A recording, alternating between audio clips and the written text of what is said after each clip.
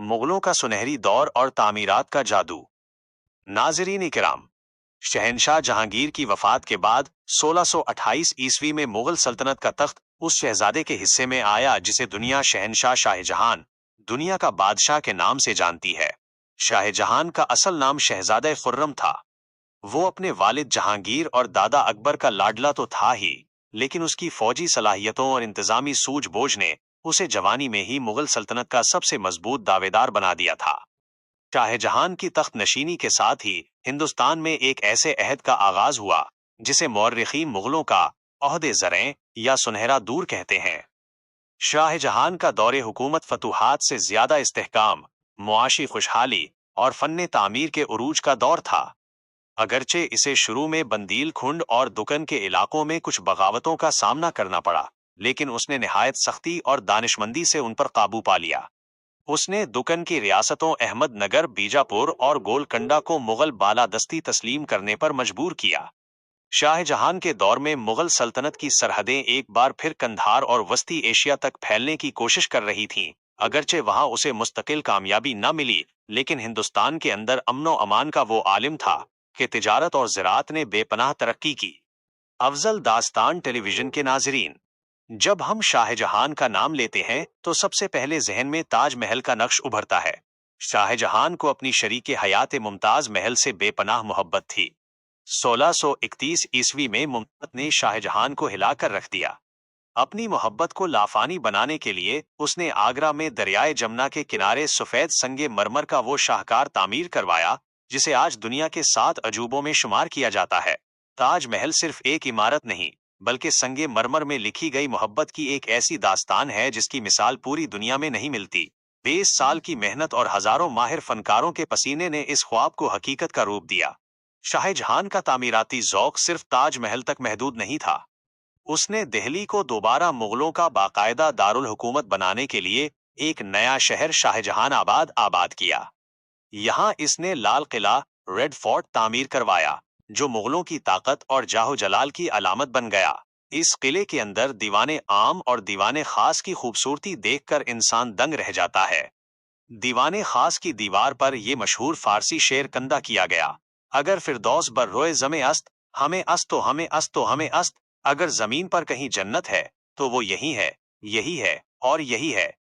اسی قلعے میں شاہ جہان نے وہ مشہور زمانہ تختی طاؤس، پیکاک تھرون رکھوایا، جس کی قیمت اس وقت کے کروڑوں روپے تھی اور جس میں دنیا کا قیمتی ترین ہیرا کوہ نور جڑا ہوا تھا۔ دہلی کی جامع مسجد، جو آج بھی برصغیر کی عظیم ترین مساجد میں سے ایک ہے، شاہ جہان کے اسی تعمیراتی ذوق کا منہ بولتا ثبوت ہے۔ اس کے علاوہ لاہور کا شالیمار باغ اور قلعہ لاہور کی شیش محل جیسی عمارتیں بھی شاہ جہان کے دور کی یادگار ہیں۔ شاہ جہان کے دور میں مغل دربار کی شان و شوکت اپنی معراج پر پہنچ گئی۔ دنیا بھر سے سیاح، تاجر اور سفیر مغل دربار کی دولت اور جاہ و جلال دیکھنے آگرہ اور دہلی آتے تھے۔ شاہ جہان نے اپنے بیٹوں کی تربیت بھی نہایت عالیز پیمانے پر کی تھی۔ اس کا بڑا بیٹا داراشکوہ علمی اور صوفیانہ طبیعت کا مالک تھا اور شاہ جہان اسے اپنا جانشین دیکھنا چاہتا تھا، جبکہ اس کا تیسرا بیٹا اورنگزیب ایک سخت گیر جرنیل اور انتظام کار تھا جو دکن میں مغل فتوحات کا پرچم بلند کر رہا تھا۔ ناظرین اکرام، شاہ جہان کا دور بظاہر پرامن اور خوشحال نظر آتا تھا، لیکن اس کی تہوں میں تخت و تاج کی وہ جنگ پل رہی تھی جس نے مغل سلطنت کی جڑیں ہلا دیں۔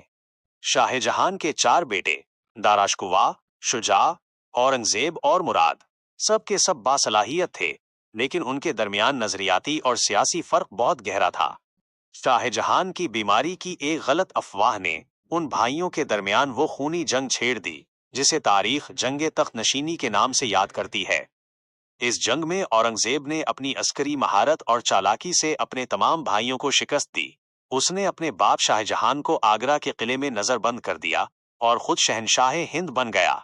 شاہ جہان نے اپنی زندگی کے آخری 8 سال آگرہ کے قلعے کی ایک برجی، مسمن برج میں قید رہ کر گزارے، جہاں سے وہ صرف دور سے اپنی محبوبہ کے مزار تاج محل کو دیکھ سکتا تھا۔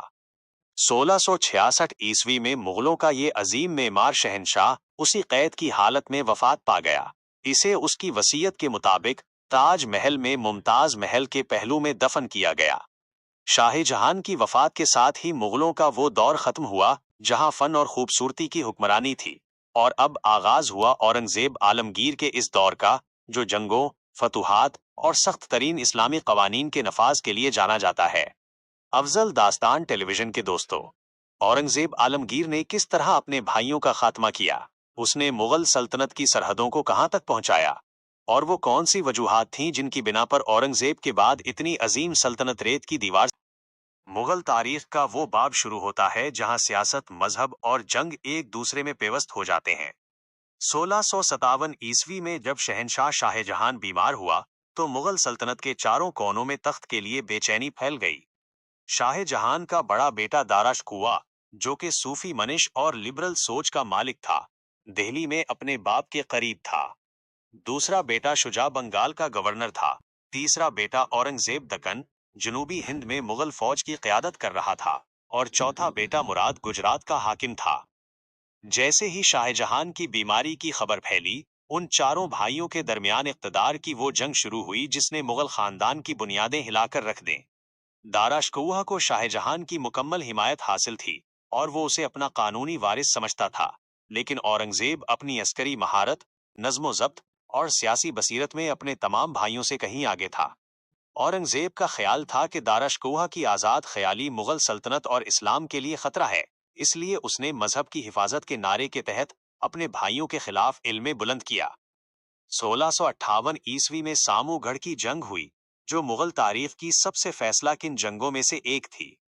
اس مارکے میں اورنگزیب نے دارا شکوہ کی ایک بڑی اور طاقتور فوج کو عبرتناک شکست دی۔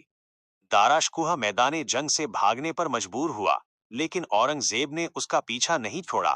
اس نے آگرہ کے قلعے پر قبضہ کیا اور اپنے باپ شاہ جہان کو نظر بند کر دیا۔ اس کے بعد اورنگزیب نے باری باری اپنے دوسرے بھائیوں شجاع اور مراد کا بھی خاتمہ کیا، اور آخر کار دارا شکوہ کو گرفتار کر کے قتل کروا دیا۔ 1658 میں اورنگزیب ابو المظفر محی الدین اورنگزیب عالمگیر کے لقب کے ساتھ تخت دہلی پر متمکن ہوا۔ اورنگزیب عالمگیر کی شخصیت اپنے آباء و اجداد سے بالکل مختلف تھی۔ جہاں اکبر جہانگیر اور شاہ جہان عیش و عشرت اور فن تعمیر کے دلدادہ تھے، وہیں اورنگزیب ایک زاہد، عابد اور نہایت سادہ زندگی گزارنے والا انسان تھا۔ وہ شاہی خزانے سے اپنی ذات پر 1 روپیہ بھی خرچ نہیں کرتا تھا، بلکہ ٹوپیاں سی کر اور قرآن مجید کی خطاطی کر کے اپنا ذاتی خرچ پورا کرتا تھا۔ تخت نشین ہوتے ہی اس نے دربار سے ناچ گانے، شراب نوشی اور فضول خرچیوں کا خاتمہ کر دیا۔ اس نے مغل دربار کی اس چمک دمک کو ختم کر دیا جو شاہ جہان کے دور میں عروج پر تھی، اور اس کی جگہ سادگی اور اسلامی شعائر کو رواج دیا۔ اورنگزیب عالمگیر کا سب سے بڑا چیلنج سلطنت کا نظم و ضبط اور باغیوں کی سرکوبی تھا۔ اس کے دور میں مغل سلطنت اپنی تاریخ کی سب سے بڑی جغرافیائی وسعت تک پہنچ گئی۔ اس نے شمال میں آسام سے لے کر جنوب میں کاویری تک جھنڈے گاڑ دیے، لیکن یہ فتوحات اتنی آسان نہ تھیں۔ اسے پنجاب میں سکھوں، راجپوتانہ میں راجپوتوں اور مہاراشٹر میں مرہٹوں کی سخت مزاحمت کا سامنا کرنا پڑا۔ مرہٹوں کا لیڈر شیوا جی اورنگزیب کے لیے سب سے بڑا چیلنج بن کر ابھرا۔ شیوا جی نے گوریلا جنگ کے ذریعے مغل فوجوں کو ناکوں چنے چبوا دیے۔ اگرچہ اورنگزیب نے شیوا جی کو گرفتار کر کے آگرہ لانے میں کامیابی حاصل کر لی تھی، لیکن شیوا جی وہاں سے بڑی مہارت سے فرار ہو گیا، جس نے جنوبی ہند کی سیاست میں مغلوں کے لیے مستقل دردِ سر پیدا کر دیا۔ اورنگزیب نے اپنی سلطنت میں اسلامی قوانین کے نفاذ کے لیے فتاویز عالمگیری مرتب کروایا، جو کہ اسلامی فقہ کا ایک عظیم مجموعہ ہے۔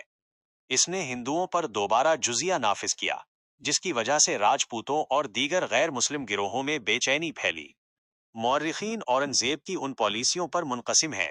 کچھ اسے ایک مسلح اور عادل بادشاہ قرار دیتے ہیں جس نے بکھرتی ہوئی سلطنت کو اسلام کے نام پر متحد کیا، جبکہ کچھ اسے ایک کٹر حکمران سمجھتے ہیں جس کی سختی نے مغل سلطنت کے خلاف نفرت کے بیج بوئے۔